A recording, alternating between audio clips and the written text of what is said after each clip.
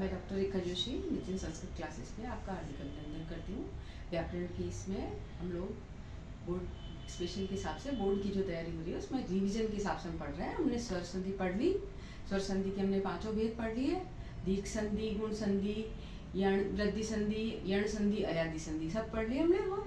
उसके बाद में अपवाद स्वरूप जो था पूर्व रूप संधि और एक प्रकृति भाव वो भी हमने देखा। पूर्व रूप का मतलब होता है वो पूर्व में चला जाता है, ए जो शब्द होता है ना वो आपको बताया था। तो वो और प्रकृति भाव का मतलब जैसा है वैसा ही रहेगा, जैसे जैसे प्रकृति ने वैसे ही रहेगा, उसमें कोई चेंज नहीं आएगा। ये सब व्याकरणिक नियम के हिसाब से चलते हैं। तो ये हमें एक बार देख लेना चाहिए क्योंकि अधिकतर अपवाद ज़्यादा आ जाते हैं उसमें एग्जाम में, है ना। तो चलिए फिर आज हम पढ़ेंगे हल संधि। हल से मतलब आप समझ गए ना, हल का मतलब व्यंजन संधि। चलिए फिर करें आज का अध्ययन शुरू। चलिए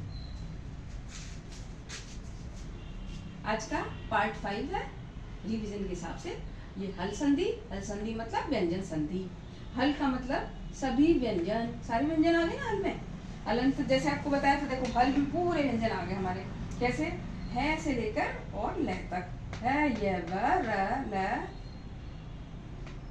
न न न न म ग ग ड ग श ज ब ग ड द श ख फ छ ठ थ च ट त व प प य श स स र और हल।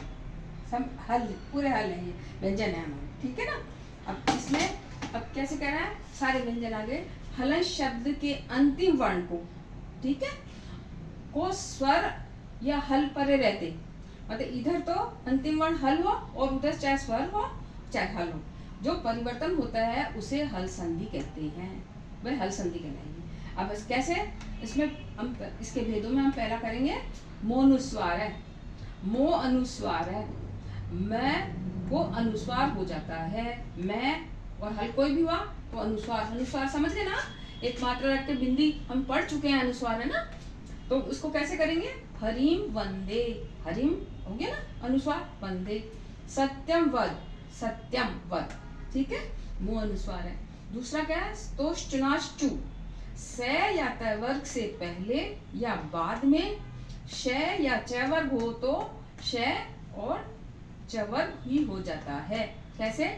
जैसे उसको चित्त संधि कहते हैं, रामश्च, रामश्च, ठीक है।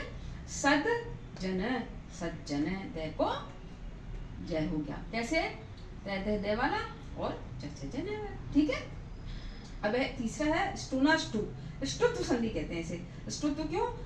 शकार और टकार को शकार और टकार होगा। कैसे?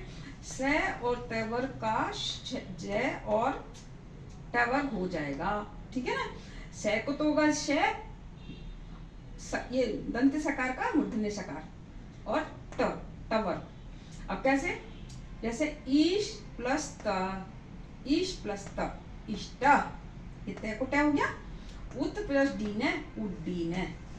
इसी तरह होती है जशत्व संधि। जशत्व में क्या होता है, झलाम झशो अंते, झल आप समझ गए ना, झलाम झल होते हैं वही पहला दूसरा तीसरा चौथा, उसको जश मतलब वही जब दश मतलब तृतीय वर्ग, वो हो जाएगा आदेश। कैसे होगा? जैसे हम लिखते हैं शुभ प्लस अंत, सुबंत, को कब और तृतीय वर्ग, ठीक है। इसी तरह ये तो कह रहा है अंत, अब एक कह रहा है जल, इसी में ही दूसरा जो कह रहा है वो कह रहा है झलों को जश हो जाता है बाद में। ये कह रहा है ये अंत में, ये तो, और ये कह रहा है बाद में नहीं भी हो तो भी हो जाएगा। तो कैसे होगा? बस यह नियम पद के बीच में ही लगता है, वो अंत में और ये बीच में। जैसे बुद्ध प्लस दी, बुद्धि, युद्ध प्लस धम, युद्धम। आज के लिए इतना काफी। अभी इसमें एक दो नियम और है, वो हम अगले उसमें पढ़ेंगे। आप अच्छी तरह से इनको लर्न कीजिएगा, स्वर संधि, व्यंजन संधि, क्योंकि आपके अपठित गद्यांश वगैरह में भी संधि पूछते हैं वो लोग, तो आप अच्छी तरह से याद कीजिएगा और बोर्ड की तैयारी अच्छी तरह करनी है ना। नमस्कार।